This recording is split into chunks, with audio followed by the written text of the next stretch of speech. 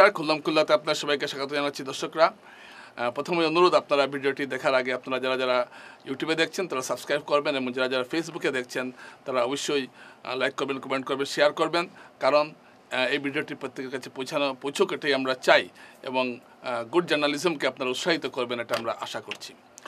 বন্ধুরা, একটা আজকে বিষয়টা একটু রাজনৈতিকভাবে নিয়ে আসছি।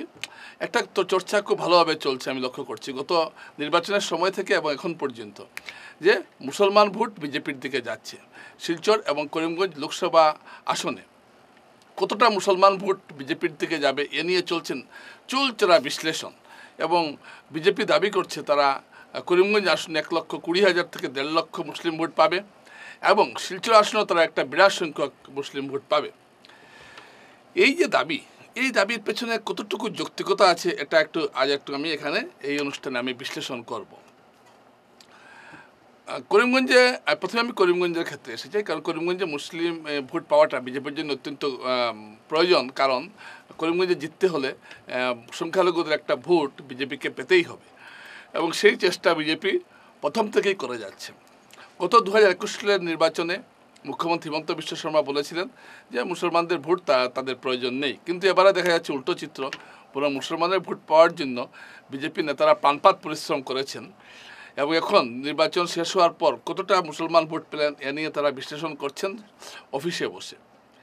এরকম বিশ্লেষণ কংগ্রেস বা অন্য ধর্মনিরপেক্ষ দলগুলোকে আমরা করতে দেখেছি, কিন্তু বিজেপিকে আমরা কোনোদিন করতে দেখিনি। যাই হোক, এখন দেখলাম অনেক কিছু নতুন নতুন ঘটনা ঘটছে, তা এটাও ঘটা খুব স্বাভাবিক। আমার কথা হয়েছিল বিধায়ক কৃষ্ণেন্দু পালের সঙ্গে, এবং তিনি বলেছেন যে আমরা 1 লক্ষ মুসলিম ভোট পাচ্ছি। কমলাক্ষ দেবপ্রকাশ তো বলেছিলেন বিজেপি 1 লক্ষ মুসলিম ভোট পাবে, এবং বিজয় মালাকার তিনিও বলেছেন 1 লক্ষ ভোট পাবেন। যদিও আমি নাম বলছি না এখনও, কিছু কিছু বিজেপির নেতা এবং পুরনো বিজেপির নেতা বলেছেন যদি 1 লক্ষ ভোট বিজেপি পেয়ে যায় তাহলে তারা বাজি ধরছেন রাজনীতি ছেড়ে দেবেন। 1 লক্ষ ভোট যদি মুসলিম ভোট যদি বিজেপি পেয়ে যায় তারা রাজনীতি করবে। যাই হোক, আমি নামগুলো এখন আর বলছি না, অযথা বিতর্কে কাউকে এনে লাভ নেই। কিন্তু প্রশ্ন হলো 1 লক্ষ মুসলমান কেন বিজেপিকে ভোট দেবে, কিসের জন্য? প্রশ্ন এটাই, এবং সত্যি কি দেবে? বলা হচ্ছে যে মাইমালদের একটা বড় অংশ, যেহেতু মাইমালদের খিলঞ্জিয়া ঘোষণা করা হবে এরকম একটা প্রতিশ্রুতি দেওয়া হয়েছে, তাই মাইমালদের একটা বড় অংশ বিজেপির দিকে ঝুঁকতে পারে। আচ্ছা, বড় অংশ বলতে কতটুকু বড় অংশ? ধরুন 50,000, 60,000, 1 লক্ষ, ধরে নিলাম 5 থেকে 10,000 ঝুঁকতে পারে, এর বেশি তো পারবে না। কিন্তু না, বিজেপি অনেক নেতা আমাকে বললেন যে না না না, কী বলছেন, মাইমাল এবং অন্য মুসলমানদের নিয়ে আমরা 1 লক্ষ ভোট পাচ্ছি। দেখুন, এরকম দাবি অতীতেও করা হয়েছিল, কিন্তু আপনারা যদি প্রতিটি নির্বাচনের যদি পুঙ্খানুপুঙ্খ বিশ্লেষণ করেন তাহলে দেখবেন এটা একটা অসার দাবি। এরকম মুসলমান ভোট বিজেপির থেকে যাওয়ার কোনো প্রশ্নই ওঠে না। উত্তরপ্রদেশে কিছুটা গেছে গত বিধানসভা নির্বাচনে, এর অর্থ এটা নয় যে এবার এটা সাংঘাতিকভাবে বড় ভোট চলে যাবে। শিলচরের ক্ষেত্রে আসি, গত লোকসভা আসনে অনেক সংখ্যালঘু নেতা দাবি করেছিলেন, এবং বিজেপি নিজেও দাবি করেছিল তারা নাকি প্রচুর মুসলমান ভোট পেয়েছে। কিন্তু আমি গত বছর প্রতিটি সেন্টার পর্যবেক্ষণ করে দেখলাম যে গত বছর যে মুসলমান ভোট বিজেপিকে, কিন্তু একটা জিনিস আপনারা মনে রাখবেন, আপনারা এটা ভাববেন না যে বিজেপির মুসলমান ভোট একদম নেই, না, এরকম নেই। বিজেপির একটা সাংগঠনিক ভিত্তি কিন্তু সংখ্যালঘু এলাকায় আছে, এটা আপনারা বুঝতে পারবেন না খুব কম হলেও। যেমন 2014 সালের নির্বাচনে মধুরবন্দ এলাকায় বিজেপি পেয়েছিল 375টি ভোট। এটা কিছু না, যেখানে প্রায় 20-25 হাজার ভোট আছে, সেখানে 375 ভোট কি। কিন্তু গত 2019 সালের নির্বাচনে সেটা নেমে এসেছে 350। এরকম প্রতিটি মুসলমান এলাকায় সংখ্যালঘু যে ভোট সেটা কিন্তু ধরুন প্রতিটি সেন্টারে 0, কোনটা 5, কোনটা 10 এরকম একটা কিন্তু থাকছে। অর্থাৎ সংখ্যালঘুদের ক্ষুদ্রাতি ক্ষুদ্র একটা মাইক্রোস্কোপিক অংশ কিন্তু বিজেপিকে ভোট দিয়ে থাকে। এই সংখ্যাটা এই নির্বাচনে অনেকে সেদিন আমাকে বিজেপি নেতা বললেন যে মুসলমান ভোটের নাকি 20% বিজেপি পেয়ে যাবে। আশ্চর্য ঘটনা, এটা কি সম্ভব?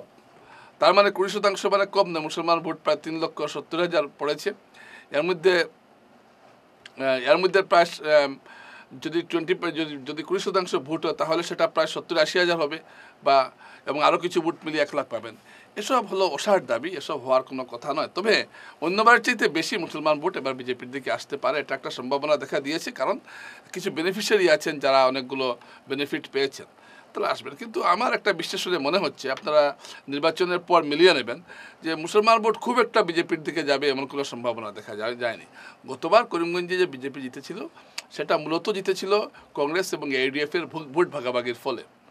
এবারও যদি বিজেপি জেতে করিমগঞ্জে তাহলে জিততে হবে কংগ্রেস এবং AUDF-এর ভোট ভাগাভাগির ফলে। কিন্তু AUDF যদি 1,10,000-20,000 ভোট পেয়ে যায় তাহলে কিন্তু বিজেপির জেতা মুশকিল হবে।